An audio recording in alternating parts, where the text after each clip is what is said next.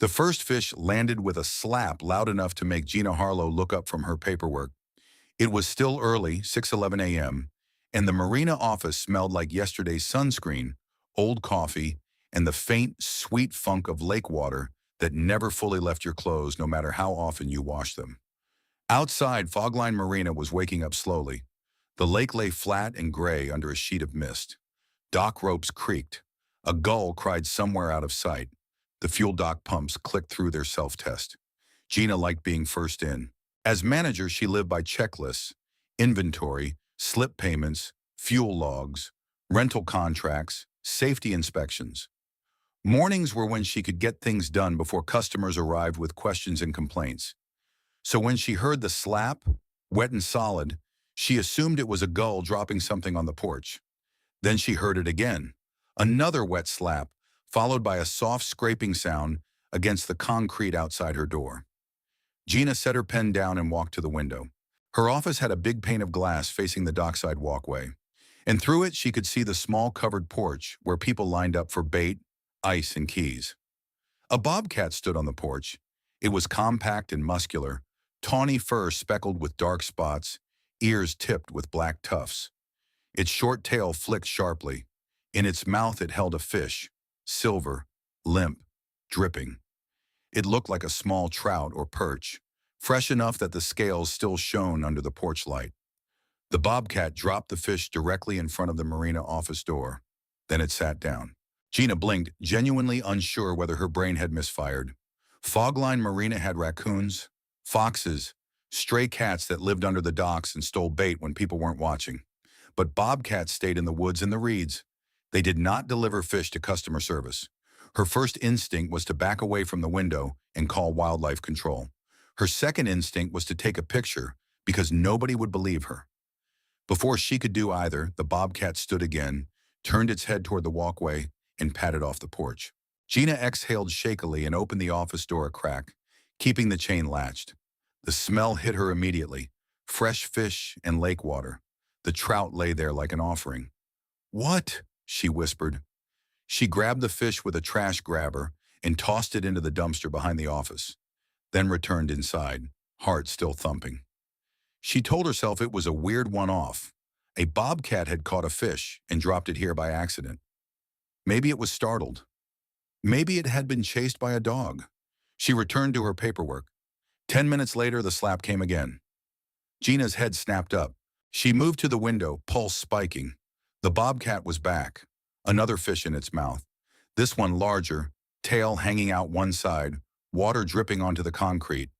It walked with calm purpose onto the porch and dropped the fish in the exact same spot. Then it looked up, straight through the glass, at Gina.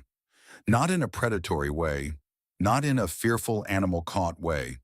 In a steady, expectant way that made Gina's skin prickle. It turned its head to the left, toward the Marina's small storage building, where the bait freezers were kept, then back to Gina again. And then it sat, as if waiting for her to do something. Gina felt her throat tighten. Okay, this is not random. She took a careful step back from the glass. The bobcat didn't move. Gina grabbed her phone and called her dockhand, Marcus, who usually arrived around 6:30. He answered groggily. "Harlow?" "Marcus," Gina said quietly. "How fast can you get here?" A pause. 20 minutes? Why?" "There's a bobcat on the office porch," Gina said. And then, because it sounded insane, she added quickly, "And it keeps dropping fish at my door." Silence. Then Marcus. What keeps doing what?" Gina stared through the window at the bobcat, still seated like a patient customer. "Just get here," she said. "Bring the air horn, and don't come alone." She hung up and called the Marina security number, really just a local off-duty officer who did morning patrol. No answer. The bobcat rose, sniffed the air, then paced a short circle on the porch. It yowled once, low and rough, then stopped and stared at the bait freezer building again. The bait freezer building sat about 50 feet away, a small cinder block room with a steel door and a padlock. Inside were 2 chest freezers for minnows, shiners, and shrimp, plus bags of frozen bait for weekend tournaments. The door was locked, and only staff had keys. Gina had checked the inventory yesterday afternoon. Everything had been fine, hadn't it? The bobcat stepped off the porch and walked toward that building. Not running, not sneaking. Walking like it had been there before. Gina's heartbeat quickened. She didn't want to follow a wild animal anywhere, but she also couldn't shake the feeling that the fish delivery was a message. She stayed inside and watched through the window as the bobcat reached the bait building door. It sniffed the bottom seam, then lifted a paw and scratched at it. Short, sharp scrapes. Then it pressed its nose close again, sniffed harder, and yowled once more. Louder this time, the sound echoing between the docks. Gina felt a chill creep down her spine. If the bobcat was smelling something inside the bait building, it wasn't smelling fish. It had fish. It was carrying fish. This was something else, something wrong. Gina grabbed her keys, her flashlight, and, on impulse, a thick pair of work gloves. She did not open the main door. She slipped out the side staff exit that led behind the office, keeping distance from the porch and the bobcat. Her plan was simple. Get to the bait building, look for signs of break-in, call police if needed. As she approached, the bobcat turned its head and watched her. It didn't retreat. It didn't advance. It simply moved 2 steps away from the bait door, giving her space, and sat again, like it was waiting for her to arrive. Gina's mouth went dry. "Okay," she whispered, feeling ridiculous. "Okay, I'm looking." She aimed her flashlight at the padlock. The lock was still on, but the hasp looked slightly bent. Fresh scratch marks scored the steel near the latch, and there was a faint dark smear on the door, like oily fingerprints, human fingerprints. Gina's stomach tightened. She leaned closer and saw something else. The seam at the bottom of the door was wet. Not dew, a thin, sticky moisture that glistened even in the weak morning light. She swallowed hard and put her ear near the door. At first she heard nothing. Then faintly, a soft, uneven thumping, like something shifting inside. Gina's pulse spiked. "Hello?" she called, voice rising despite herself. "Is someone in there?" Silence. The bobcat yowled again, sharp and irritated, then tapped the door with its paw as if insisting. Gina's hands began to shake. She backed up, fumbled for her phone, and called 911. "911, what's your emergency?" "This is Fogline Marina," Gina said fast. "Someone may be inside our locked bait freezer building. I can hear movement. The door looks tampered with." The dispatcher's tone sharpened. "Are you safe? Are you inside a secure building?" "I'm outside," Gina admitted, voice tight. "I'm backing away now." "Back away and do not approach," the dispatcher ordered. "Officers are en route." Gina stepped back toward the office area, keeping her eyes on the bait building. The bobcat stayed planted near the door, watching it like it was guarding a secret. Then something happened that made Gina's blood run cold. From inside the bait building came a muffled cough. Human. A second cough followed, then a hoarse whisper that barely carried through the steel. "Help!" Gina's throat tightened. "Oh my God," she breathed. The bobcat's ears snapped forward. It yowled once, loud enough to carry across the water. The sound wasn't angry now. It was urgent.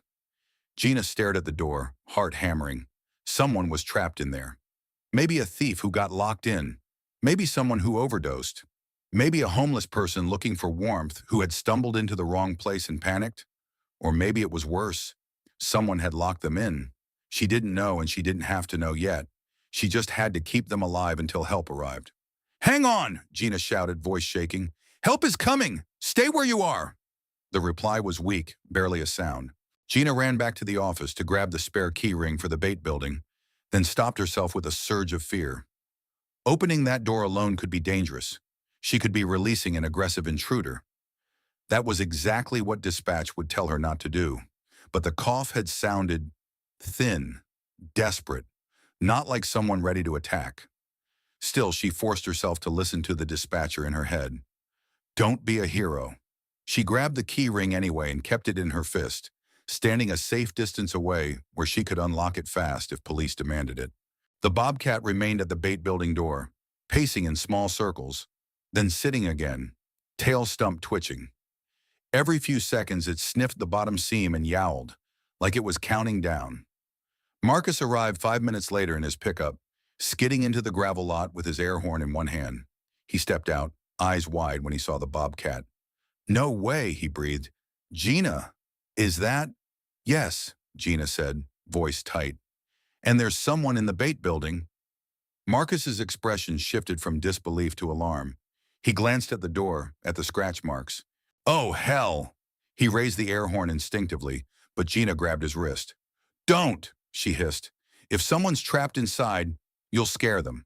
And the bobcat's not attacking. Marcus stared at her like she'd lost her mind, then lowered the horn slowly. Sirens approached, 2 deputies turning into the Marina lot, lights flashing in the early morning haze. They stepped out cautiously, hands near their belts. Gina raised both hands and pointed. Bait building, she said quickly. Door looks tampered. I heard a person cough inside. One deputy nodded sharply. Keys? Gina held them out with shaking fingers. Right here. The deputies approached the door, one staying back with cover, while the other put his ear close and called out. Sheriff's office. If you're in there, respond. A weak knock answered from inside. The deputy's face tightened. We're opening. He nodded at Gina, and she stepped forward just enough to hand him the key. He unlocked the padlock and swung the door open fast. A wave of cold, fishy air rolled out, mixed with the sharp chemical smell of freezer exhaust and stale breath. Inside, sitting on the concrete floor with his back against the chest freezer, was a man, mid-30s, pale, shaking, eyes wide with exhaustion. His lips were cracked. He looked like he'd been there for hours. Easy, the deputy ordered, hands up. Show me your hands. The man raised his hands weakly. I'm not stealing, he rasped. I got locked in. The second deputy moved in, checking the room, then crouched beside the man. What's your name? Cal, he whispered. Cal Henson. Gina's throat tightened. She recognized the name vaguely. Local drifter, sometimes slept near the boat launch. He wasn't violent, just lost. How'd you get locked in? The deputy demanded. Cal's eyes flicked toward the door like it was the enemy. I went in for warmth, he confessed, voice shaking. Door shut behind me. I couldn't get it open. My phone's dead. I thought I was going to freeze. Gina's chest tightened with a mix of anger and pity. The bait building didn't have a knob inside, only a pull handle and a latch. If the door had warped or the latch caught wrong, a person inside could be trapped. But the bent hasp and oily smear suggested something else too. Someone might have messed with it, locked it without checking, or tried to break in and left it jammed.